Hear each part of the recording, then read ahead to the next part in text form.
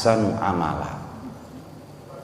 Karena itu hadirin hadirat sekalian rahmati oleh Allah Subhanahu wa taala, enggak heran Rasulullah SAW dari jauh-jauh hari sudah memberikan satu gambaran kepada kita melalui sabdanya, dawuhnya, minikhtira bisa'ah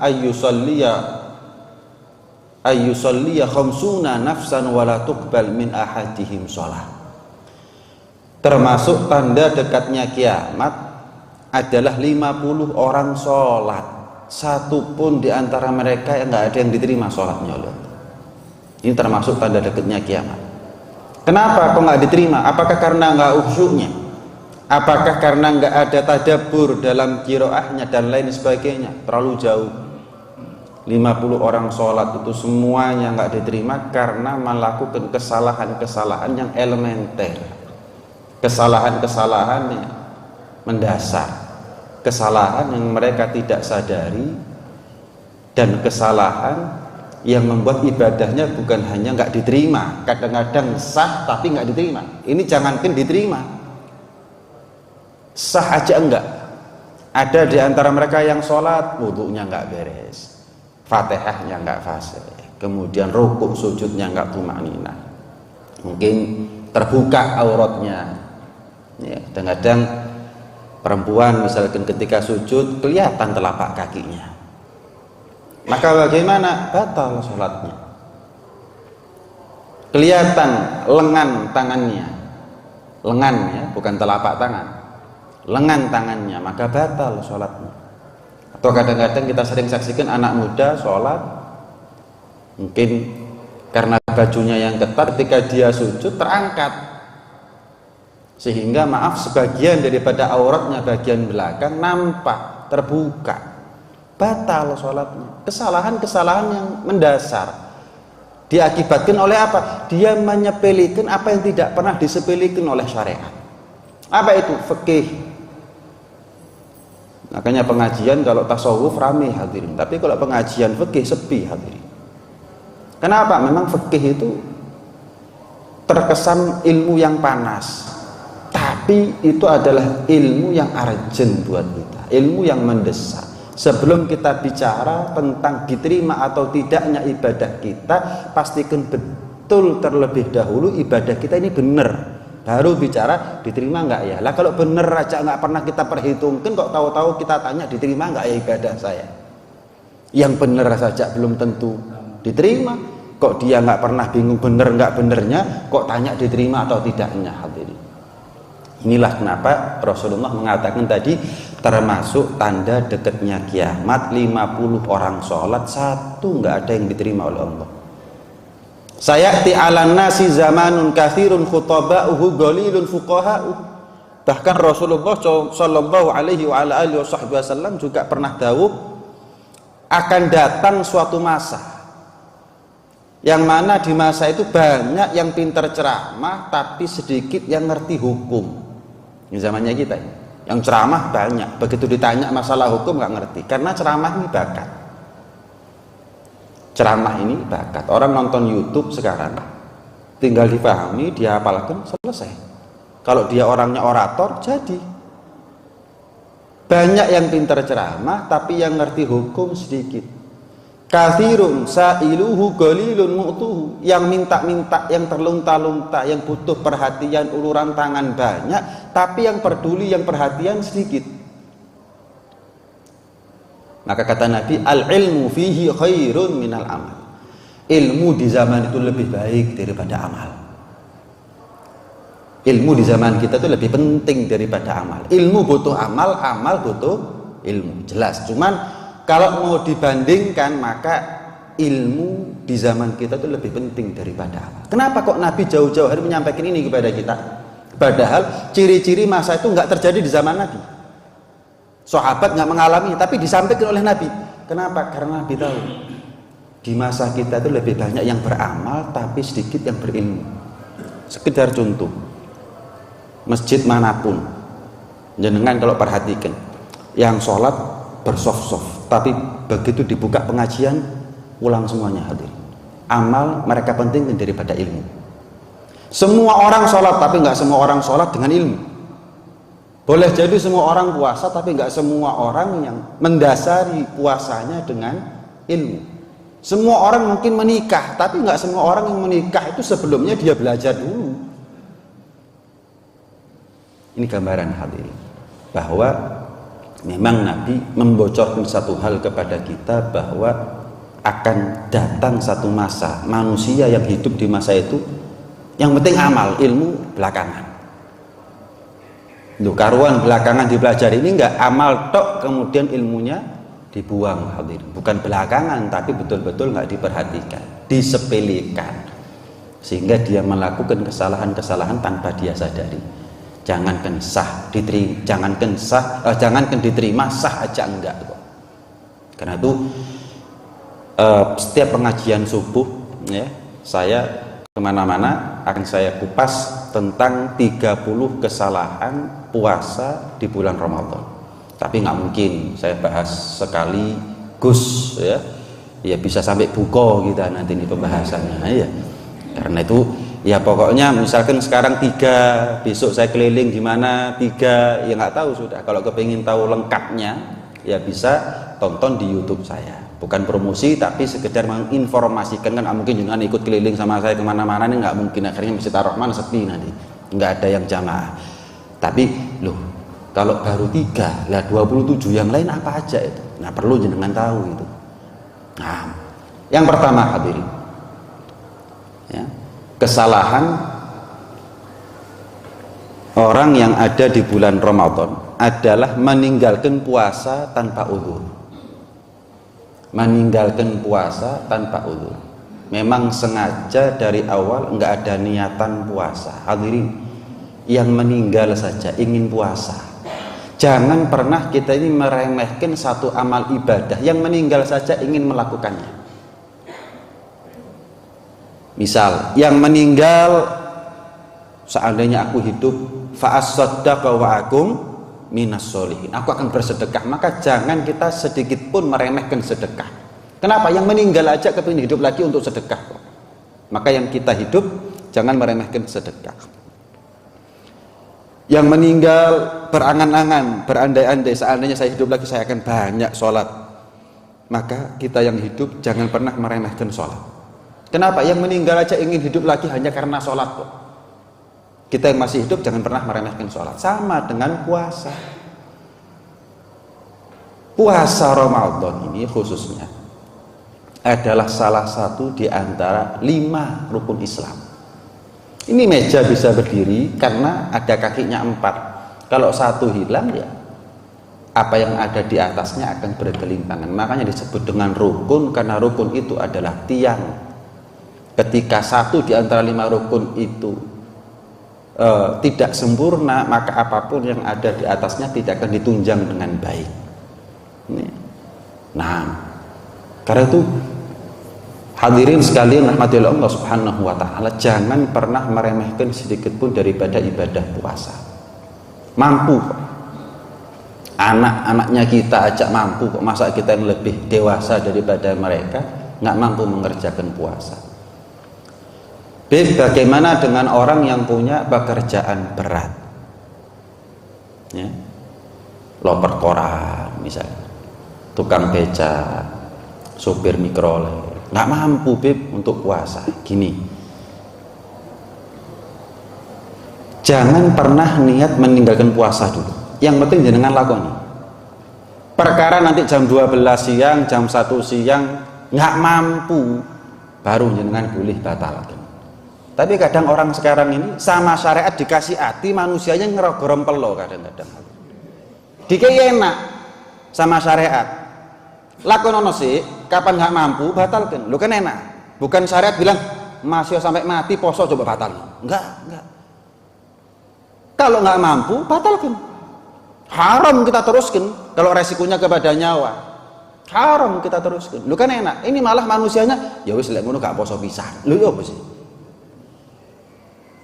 Sekarang buktinya loper koran yang puasa bisa banyak, sopir mikrolet yang puasa ya ada. Kadang-kadang ada tukang becak tanya sama saya, Bib, saya ini tukang becak, Bib, gimana hukumnya, apakah saya wajib puasa? Ya wajib. Nggak kuat saya, Bib, lek laris sampai ngomong nggak kuat, mancal mulai subuh sampai maghrib jenengan ngomong gak kuat itu pantas. Lah sampean tahu dari mana kalau besok jenengan laris? Lah lek nganggur gak payu ya berarti jenengan mampu. Dari mana jenengan bilang ini kan disiki karo hadirin. Gak kuat saya Habib. Durung dilakoni, durung dicoba wis ngomong. Memang manusia itu wataknya disuruh apa sama syariat ingkar hadirin. Jangan pernah kita meninggalkan puasa. Pernah diceritakan annahu yu'ta yaumal qiyamah syabun bagian. Akan didatangkan seorang pemuda nanti di hari kiamat dalam keadaan menangis. Yadribunahul malaikatu wa yasuqunahu ilan nar. Dipukuli sama malaikat, dipecuti dan diseret masuk neraka. Sampai penghuni neraka itu heboh. Ibarat kata kalau sekarang itu viral bagi penghuni neraka. Ada seorang pemuda dipukuli oleh malaikat kemudian diseret masuk neraka. Penghuni neraka tanya, maka dzambuh, apa nih dosanya anak muda ini kok sampai demikian hebat siksanya yang dia terima? Dikatakan dia telah merobek-robek kehormatan Ramadan dengan kemaksiatan-kemaksiatannya. Nekat gak poso hadir. Bayangkan hadirin, kan sebagaimana yang kita tahu Ramadan ini kan pintu surga, 8 pintu surga semuanya dibuka, tidak satu pun yang ditutup. Sebaliknya 7 pintu neraka ditutup rapat-rapat, tidak satu pun yang dibuka. Ada seorang anak manusia, agamanya Islam, statusnya sebagai umat Nabi Muhammad, bolak-balik dia diperjumpakan oleh Allah dengan kemuliaan Ramadan, tapi ujung-ujungnya kok tetap masuk neraka. Pertanyaan saya, loh selama Ramadan ngapain aja ya orang ini ya? Begitu deras rahmat Allah bagi, tapi dia nggak pernah dapat bagiannya. Begitu banyak ampunan Allah guyurkan, tapi dia selalu kering dari ampunannya Allah. Padahal dia bolak-balik loh ketika hidup dulunya berjumpa dengan Ramadan, kok tetap ujung-ujungnya masuk neraka. Apa yang dia lakukan ketika Ramadan? Yang kedua, pintu neraka ditutup, kok sampai dijebol, ditutup sama Allah, tapi didobrak dengan kemaksiatan-kemaksiatannya. Yang ketiga, kok cek ngotote mlebu neraka, jero neraka ya ono apa? Loh, kalau buat kita jebol surga ya wajar, ngotot masuk surga ya, karena memang surga banyak kenikmatannya. Mala ainun ra'at wala udhunun sami'at wala khatara ala qalbi bashar. Mata nggak pernah melihat kenikmatan surga, telinga tidak pernah mendengar kenikmatan surga yang sesungguhnya hakikatnya bagaimana, bahkan terlintas dalam pikiran manusia aja enggak. Yang ada selama ini yang kita dengar dan yang terlintas itu hanya pendekatan-pendekatan, tidak kepada hakikatnya bagaimana. Ini enggak, neraka ditutup, dijebol. Lah kok cek ngotote mlebu neraka iku ana apa nih? Terus dia nyalahkan Allah gitu. Wa ma rabbuka bidzallamin lil abid. Allah itu bukan Tuhan yang zalim, walakin anfusahum yadzlimun dalam ayat yang lain. Tapi manusianya yang zalim sama dirinya sendiri hadirin. Dikai seneng rahmat, pintu surga dibuka gak arep gak ditoleh, tapi pintu neraka digoleki hadirin. Lu kan aneh. Allah maunya dia selamat, tapi dia salah memilih jalan hidupnya. Allah maunya dia selamat, dia maunya celaka. Apa boleh buat? Apakah Allah yang tega? Apakah Allah yang zalim? Enggak. Manusianya sendiri yang tega terhadap dirinya sendiri, yang zalim terhadap dirinya sendiri hadirin.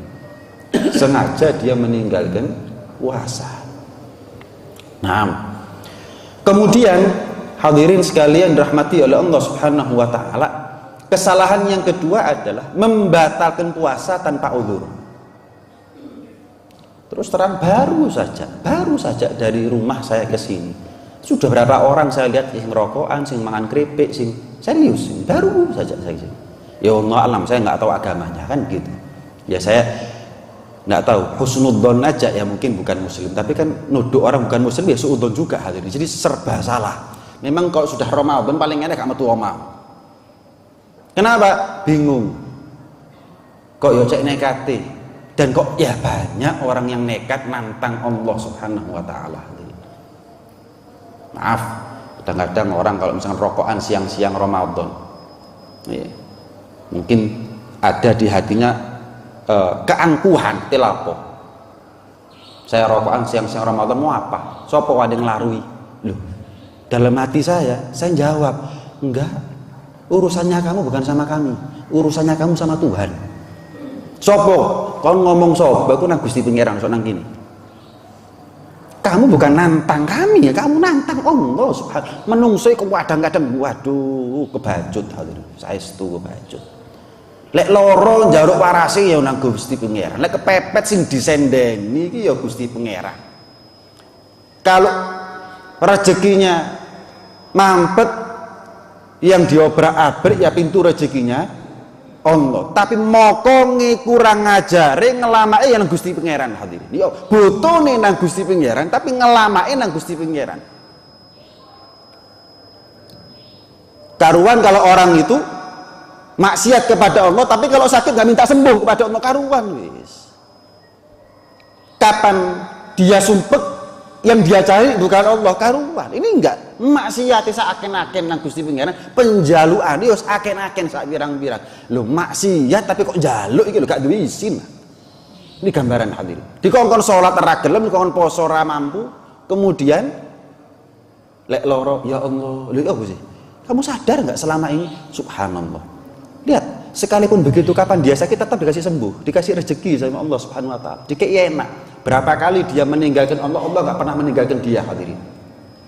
Allah nggak pernah buat kelar hidupnya, enggak. Karena itu kadang-kadang nggak ada hadirin. Maaf, tidak ada manusia masuk neraka kecuali kebacut. Na'udzubillah. Tidak ada satupun manusia kalau dia ditakdir oleh Allah na'udzubillah masuk neraka kecuali pasti kebacut. Pasti kebacut, keterlaluan. Makanya sampai Allah masukkan dia ke dalam neraka.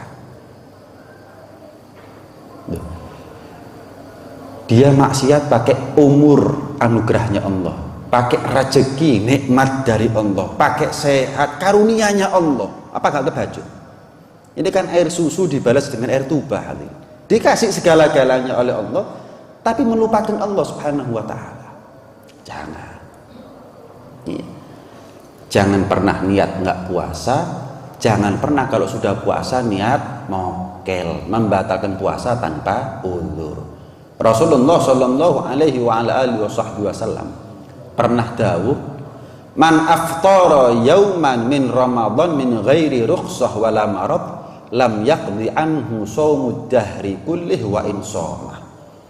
Barang siapa yang sengaja membatalkan puasanya walaupun sehari daripada bulan Ramadan tanpa ada uzur, musafir enggak, sakit enggak, maaf mens juga enggak, maka ketahuilah kata Nabi, satu hari itu kalaupun dia mau qadha setahun, satu hari yang dia tinggalkan dia mau qadha setahun enggak akan bisa menutupi kekurangan yang sudah terlewat darinya ketika bulan Ramadan kemarin.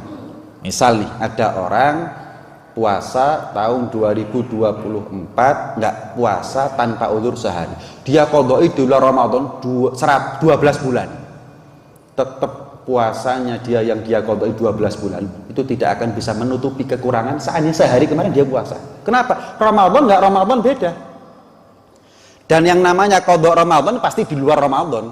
Fadilahnya beda. Walaupun diqadha'i sampai seumur hidup kalau perlu, nggak akan bisa menggantikan sehari saja puasa Ramadan yang ditinggalkan. Nggak akan bisa. Ya. Membatalkan puasa tanpa uzur, tanpa alasan syar'i. Sehingga lain kalau sakit, ya. Lain kalau sakit. Ada dua orang hadirin yang mereka boleh untuk tidak berpuasa. Banyak sebetulnya. Salah satunya adalah orang tua yang nggak mampu melaksanakan puasa. Bukan karena faktor usia, tapi dia tidak mampu. Kalau ada orang tua yang mampu mengerjakan puasa, ya wajib puasa. mau umur 120 tahun, kalau mampu wajib hadirin. Tapi ketika dia nggak mampu mengerjakan puasa karena faktor usia, atau dia punya penyakit yang hasil diagnosa dokter mengatakan kecil kemungkinan baginya untuk sembuh, maka dua orang ini boleh untuk tidak berpuasa. Karena nggak mungkin bagi mereka untuk mengkodoknya, maka diganti dengan fidyah. Fidyah itu berapa? Per hari 7,5 ons, 3/4 kilo, dikalikan sebulan. Mengeluarkannya kapan? Boleh dari awal Ramadan dikeluarkan untuk 30 hari boleh, 3 hari sekali boleh, 7 hari sekali, 10 hari sekali, atau nanti sekalian sama zakat. Nggih mboten napa-napa. Baik, kalau ada seorang sepuh nggak mampu puasa, ambaan Senin Kemis, Selasa Rabu gak ambaan, nggak mampu Bib dia puasa, gimana Bib? Ya diganti fidyah. Dia fakir Bib, makan aja susah kok suruh bayar fidyah. Jadi utangnya tergantung Allah sekarang. Allah berikan dia kemampuan untuk nyaur utang fidyah ataukah tidak. Dan nyaur utang fidyah itu nggak nunggu dia kaya, pokoknya dia punya kemampuan, rezeki lebih, cukup untuk beli beras, bayar utangnya 3 hari, sahur untuk 3 hari, berarti sisa 27 hari gitu. Ternyata dapat berapa hari, dapat rezeki lagi, bisa untuk beli beras, bayar fidyah 5 hari, berarti 3 tambah 5 sudah 8 hari, berarti sisa 22 hari. Kalau Ramadannya 30 hari, kalau Ramadannya 29 hari, sisa 21 hari. Sahur. Kalau sampai meninggal dia tetap tidak diberi kemampuan, kalau tetap jadi fakir miskin, sudah selesai. Nggak ada dosa baginya, karena memang siapa yang menentukan dia fakir kalau bukan Allah Subhanahu wa taala. Nggak mungkin Allah itu paksa dia untuk melakukan sesuatu yang di luar batas kemampuannya. La yukallifullahu nafsan illa wus'aha. Apakah wajib bagi anak bayarkan fidyahnya orang tua tadi itu, Beb? Kalau secara fikih nggak wajib. Nggak wajib. Utangnya orang tua ya utangnya orang tua, utangnya anak ya utangnya anak. Nggak ada ceritanya utangnya orang tua itu utangnya anak, utangnya orang tua. Nggak ada ceritanya. Cuman kalau dipandang dari bab birrul walidain, bakti sama orang tua, maka ada tuntutan moral bagi anak yang mampu untuk membayarkan utangnya orang tua, baik utang kepada manusia atau dalam hal ini fidyah utang dia kepada Allah Subhanahu wa taala. Secara fikih nggak wajib bagi anak tadi itu, tapi secara bakti, kebaktian anak kepada orang tua ada tuntutan moral. Kalaupun tidak dikatakan wajib, tapi ada tuntutan moral. Dia punya tanggung jawab untuk menyelesaikan urusannya orang tua, baik urusan itu berkaitan dengan manusia ataukah berkaitan dengan agama, berkaitan dengan Allah Subhanahu wa taala. Membatalkan puasa tanpa uzur, hati-hati hadirin. Musafir boleh nggak puasa? Boleh, tapi dengan 2 catatan hadirin. Musafir boleh nggak puasa itu jika apa? Safarnya safar jauh. Kapan dikatakan jauh? Jika lebih dari 82 kilo. Yang kedua, keluar dari batas kota sebelum subuh. Kalau jenengan ke Banyuwangi berangkat jam 7 pagi wajib puasa. Ke Amerika berangkat jam 7 pagi wajib puasa. Lek perlu nang akhirat tetap wajib puasa kapan budal jam itu. Ya kalau Malang Pasuruan tok hadirin masih ya budal jam 12 bengi ya tetap wajib puasa. Kenapa? Nggak sampai 82 kilo. Beb, saya ini pergi ke Solo hari Senin. Berangkat jam berapa? Jam 8 pagi, Beb. Oh, Senin wajib puasa. Nginep jenengan, nginep Beb sampai Selasa. Oh, Selasanya jenengan nggak wajib puasa. Kenapa? Malang Solo lebih dari 82 kilo. Hari Selasa dia sudah di luar batas kota sebelum subuh. Kalau arah ke Surabaya batas kota itu Karanglo hadirin. Karanglo. Kalau arah ke Panjen, nggak tahu itu perbatasan kota mana. Pakai Saji masih kabupaten sudah. Kacuk ya, mungkin Kacuk ya. Kalau sudah lewat Kacuk berarti pokoknya kalau sudah masuk kabupaten ya itu namanya sudah keluar dari batas kota. keluar dari batas kota. 6. Ya. Kemudian ada juga orang yang boleh untuk tidak berpuasa. Seperti apa? Perempuan yang hamil atau menyusui. Tapi yang kadang-kadang keliru, dihukumi sendiri. Beb, saya hamil gak poso. Loh, gak bisa. Tergantung rekomendasi dari dokter. Bukan terus mumpung hamil gak poso ah. Bukan. Hukumnya tergantung rekom dari dokter. Dok, saya ini hamil, seperti jenengan tahu. Dok, saya ini menyusui. Saya wajib, saya boleh puasa atau tidak boleh puasa menurut medis. Itu tergantung rekom dari dokter, bukan dihukumi sendiri. Memang hukumnya begitu, hadirin. Dalam kitab-kitab fikih memang hukumnya begitu, bukan diukur-ukur sendiri. Akhirnya manusia yang menang nafsunya lek ngukur-ngukur awake dhewe. Gak poso wis. Tanya sama dokter. Kalau dokter mengatakan boleh, aman buat jenengan, aman buat bayinya jenengan, wajib puasa, nggak boleh ninggalkan puasa. Karena yang lebih ngerti mereka, bukan kita. Dokter yang lebih ngerti daripada kita. Nah, kalau dokter mengatakan jangan bu, jenengan kandungannya lemah, kalau jenengan puasa bahaya buat janinnya. Atau jangan bu, jenengan jangan puasa karena baru saja melahirkan. Atau lagi menyusui, kalau jenengan puasa maaf air susunya nggak keluar dan seterusnya. Rekom dari dokter mengatakan jenengan jangan puasa. Oh ya jangan puasa. Maaf kalau musafir tadi, ketika dia mampu puasa lebih afdol puasa. Tapi ketika dia merasa berat untuk puasa lebih afdol nggak puasa. Ganjarannya lebih besar dia nggak puasa daripada dia maksa puasa. Musafir. Tapi kalau perempuan yang hamil, menyusui, karena urusannya sama nyawa, keselamatan nyawa, maka kalau sudah rekom dari dokter mengatakan nggak boleh puasa, bahaya, haram dia maksa untuk puasa.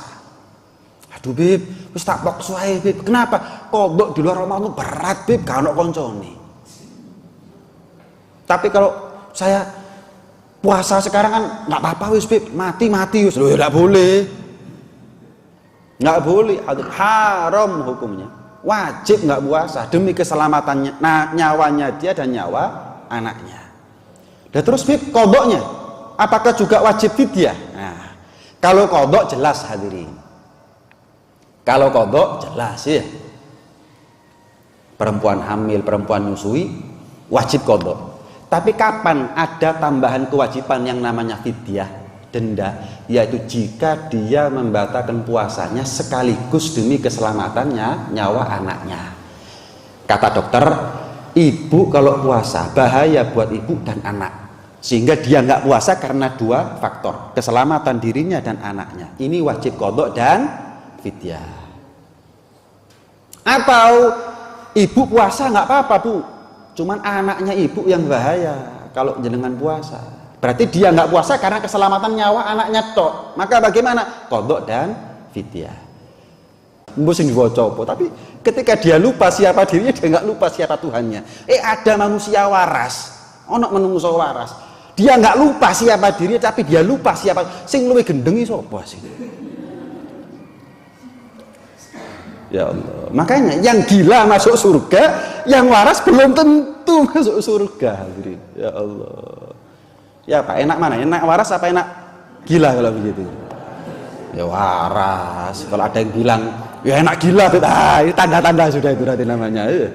Tanda-tanda itu sudah. Nah, membatalkan puasa tanpa uzur berdosa, kan gitu ya? Kalau memfasilitasi orang yang membatalkan puasa tanpa uzur, saya mau tanya, dosa apa enggak berarti? Ada orang mokel, dosa napa mboten? Dosa. Kalau memfasilitasinya? Bingung jenengan ya. Terutama sing duwe warung iki bingung ya apa ceritane warung itu. Saya kan nggak tahu jenengan loh ya, saya nggak tahu. Pokoknya ini hukumnya begini. Dan ini bukan ilmu yang baru. Kok saya baru tahu? Lah tas ngaji. Belajarnya baru kok kepengin tahunya duluan, ini gimana? Kalau belum makan ya nggak bakal kenyang. Mana ada ceritanya belum makan sudah kenyang duluan. Orang mokel berdosa, memfasilitasi mereka untuk mokel juga berdosa. Ya apa sih? Lu saya puasa beb, cuman ada orang nggak puasa, ya saya juali. Loh, itu kan sama seperti jenengan, "Beb, saya nggak minum khamr, cuman kalau ada orang minum khamr saya juali." Loh, ya apa sih? Ya bodoh. Saya mau tanya, pemakai sama pengedar dalam kacamata hukum Indonesia yang lebih berat hukumannya yang mana? Pengedar. Bayangkan. Ini berserikat untuk mengkhianati nikmatnya Allah Subhanahu wa taala. Sing mokel dosa, sing ngladeni ya dosa. Sama, percuma puasanya. Ya wis gak poso pisan lho, monggo sak karepe. Orang kadang-kadang dituturi malah purik hadirin. Lho kok purik sama Allah ini lho. Lah kalau suami purik sama istri mungkin istrinya bingung, istri purik sama suami mungkin suaminya bingung. Kenapa? Podo butuhi. Lah kalau manusia purik sama Allah, lah kon sopo? Kadang-kadang ada orang misalnya gitu, "Pak, Bu, jenengan itu kalau puasa tapi ngladeni wong gak poso. Percuma poso jenengan. Ya wis gak poso pisan lek ngono aku." Lho ya monggo. Kuwi terserah. Lho kok purik malah? Lek purik sampean sama saya, sama Allah nggak butuh jenengan, Pak, Bu. Kalau jenengan sebagai istri biar suami melunak ngamuk nang suami biar istri melunak, suami marah kepada istri karena saling membutuhkan, ngefek. Lah kalau manusia purik sama Allah ya gak ngefek. Lah wong Allah nggak butuh kok. Orang yang purik sama Tuhan itu merugikan dirinya sendiri, hadirin, tidak merugikan Allah sama sekali. Kalau istri purik sama suami, waduh, suami mungkin mengalami kerugian. Kenapa? Nggak ono sing masakno.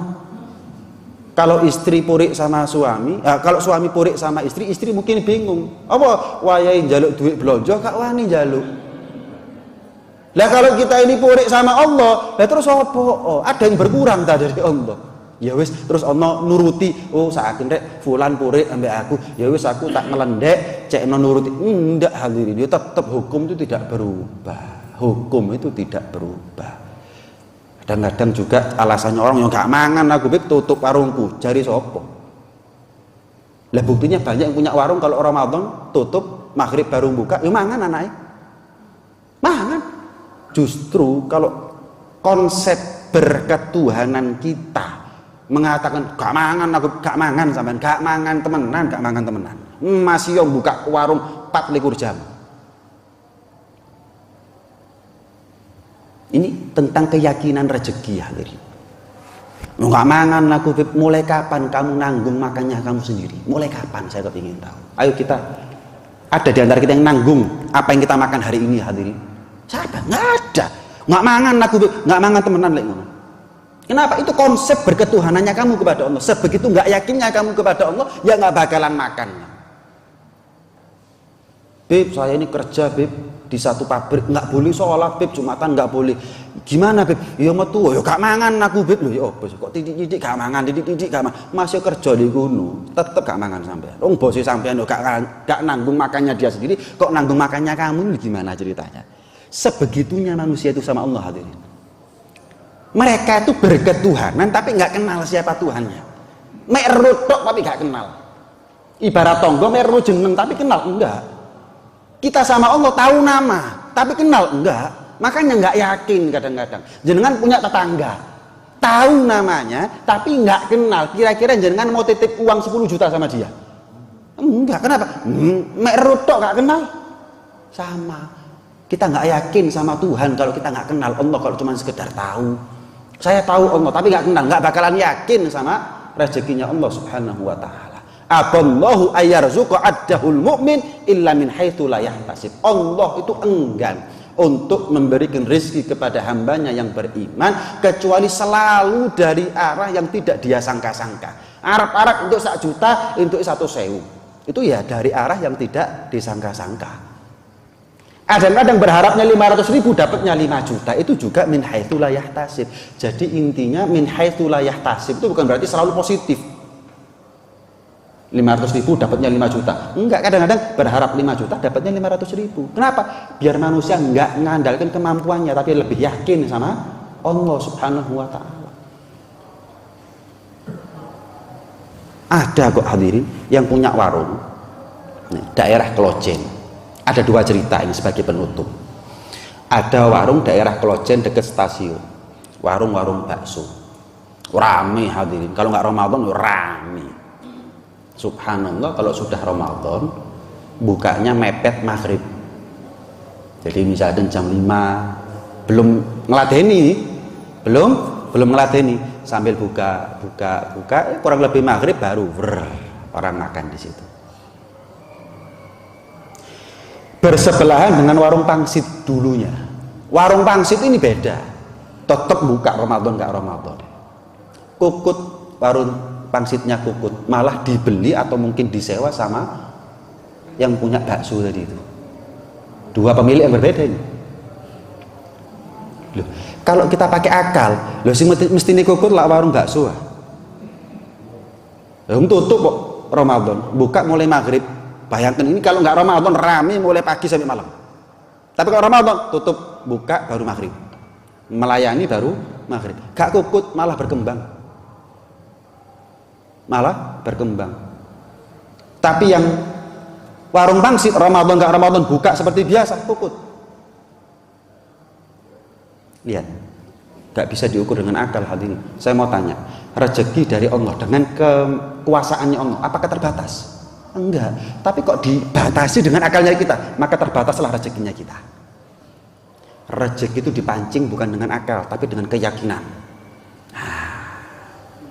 Ketika kita mancing rezekinya Allah dengan akalnya kita, yang tadinya tidak terbatas menjadi terbatas sebagaimana keterbatasan akalnya kita. Gak nutut rezeki urusan Gusti Pangeran kok diurusi menungso. Jebol sak oyot-oyote hadirin. Gak. Ini urusannya Allah, ini urusannya Tuhan. Lah kok mau dilancang? Gak makan saya Habib. Ini namanya ngelancang, ini urusannya Allah. Gak mangan temenan sama, dicul lah Gusti Pangeran. Ditolong tapi malah ngeruweti. Ya wis, urusan awakmu dhewe. Kalau sudah Allah bilang begitu mau apa kita?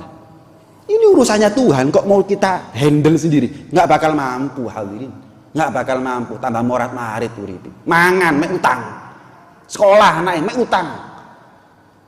Kejiret sana kejiret sini, bingung, panik, kalut nggak karu-karuan. Ujung-ujungnya naudzubillah bunuh diri.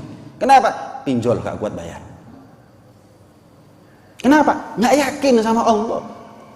Kedikdayaan Allah dibatasi dengan akalnya. Nggak makan saya Habib, gak makan temenang. Tapi orang yang tidak pernah membatasi kedikdayaan Allah dengan akalnya, justru dia pancing rezekinya Allah dengan keyakinannya. Akan makan orang seperti ini hadirin. Akan cukup, diberi kecukupan oleh Allah Subhanahu wa Ta'ala. Ini cerita yang pertama. Cerita yang kedua, ada kalau sudah Ramadan hadirin tutup. Dia setiap hari minimal nabung 10.000. Untuk apa? Nanti Ramadan warung saya tutup, uang ini untuk nafkah. Minimal 10.000. Kalau dapat rezeki lebih ditambahi. Kadang-kadang dia setahun dapat 5 juta, 6 juta.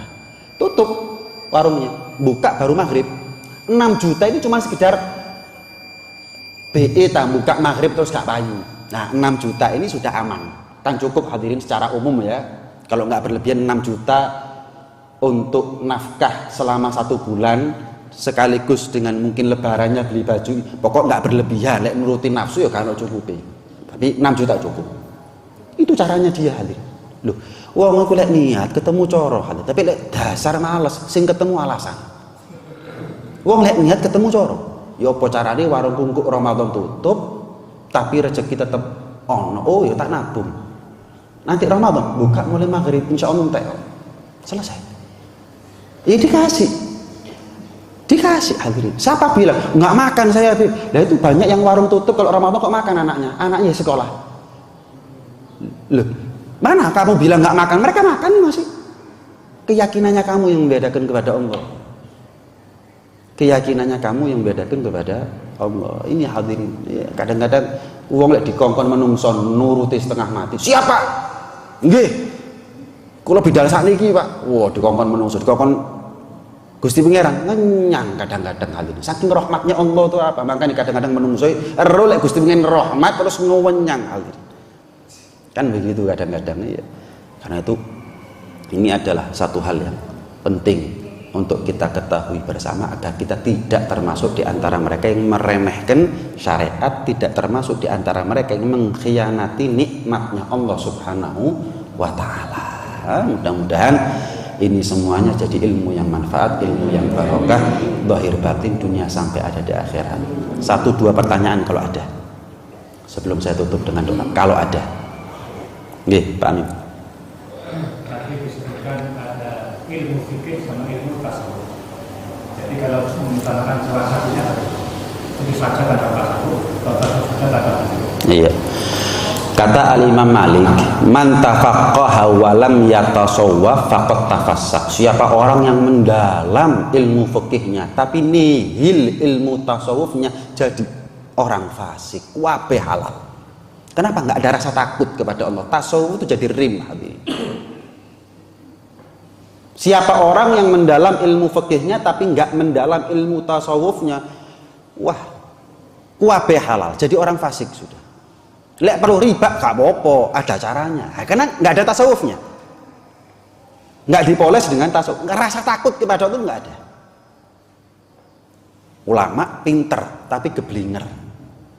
Sebaliknya, waman tasawwafa walam yatafaqqah, mendalam ilmu tasawufnya tapi nol ilmu fikihnya, faqad tazandak, dia akan menjadi zindik. Gimana gambarannya zindik? Sholat itu eling, lek wis eling juga perlu lho. Iki anyar iki.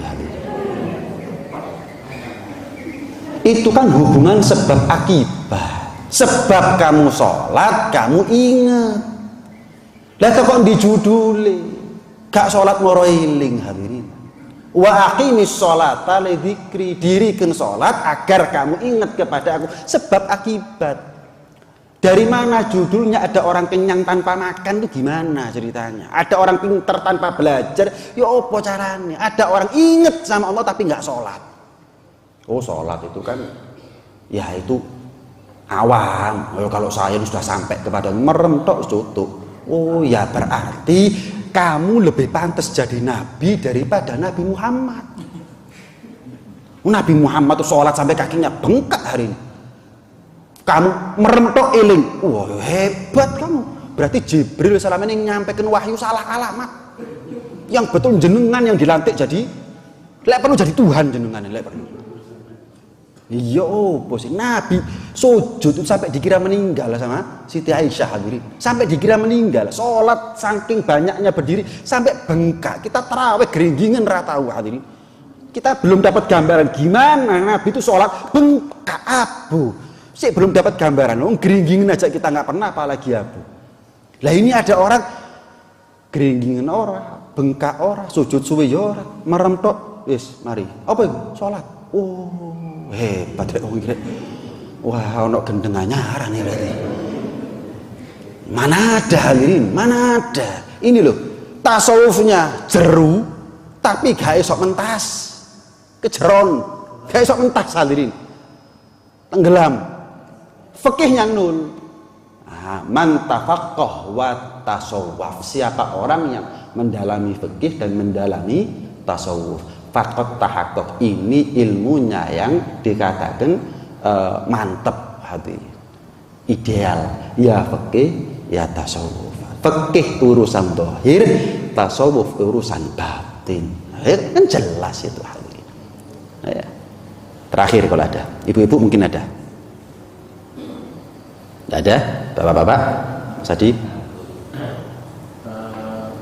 Barang siapa yang melihat akan Tuhan 70 orang, katanya Imam Junaid. Iya. Saya ingin tahu kalau secara hadis atau secara Al-Quran itu yang terangkat kalau niat berbuka itu taufik itu ada. Iya. Al-Imam Al-Junaid Al-Baghdadi, Sayyidut Ta'ifah, pimpinan tasawuf sepanjang zaman, namanya Al-Imam Al-Junaid. Itu mengatakan man fatah ala nafsih babaniyatin hasanatin fatahallahu lahu sab'ina baban min abwabit taufik. Siapa orang yang masang satu niat yang baik, Allah akan bukakan baginya 70 pintu taufik. Makanya orang rata-rata kalau punya niat yang baik akan diberikan kemudahan oleh Allah Subhanahu wa taala. Maaf, kadang-kadang tukang becak, gawe mangan susah. rela dia nabung menyisihkan rezekinya untuk haji. 30 tahun budal haji. Gawe mangan susah, SPP anak kadang-kadang nunggak. Ngono sik belan-belan tuku celengan buat apa, Pak? Haji. Jalan enggak? Berangkat enggak? Berangkat. Walaupun enggak sekarang nabung, sekarang berangkat 30 tahun berangkat. Nih, masjid misal nih, dienov butuh uang berapa? 1 miliar misalnya. Kas ada berapa? 50 juta. Wah, yo gak dadi ya. Apa begitu hadirin? Enggak. Bismillah, ono ae engko. Jadi apa enggak akhirnya? Satu niat yang baik akan Allah bukakan baginya 70 pintu taufik. Apakah ini ada kaitannya dengan hadis? Ada. Makanya kalau kita Ramadan pasang niat yang baik. Tujuannya apa? Misal kita meninggal sebelum dimampukan oleh Allah, ditakdir oleh Allah untuk merealisasikan apa yang kita niatkan. Niatul mukmin khairun min amali. Dawuh Kanjeng Nabi, niatnya orang yang beriman itu lebih baik daripada amalnya. Niat puasa 30 hari kan begitu. Kita kan selama ini niat puasa ya pokoknya kalau nggak ada udzur biasanya puasa.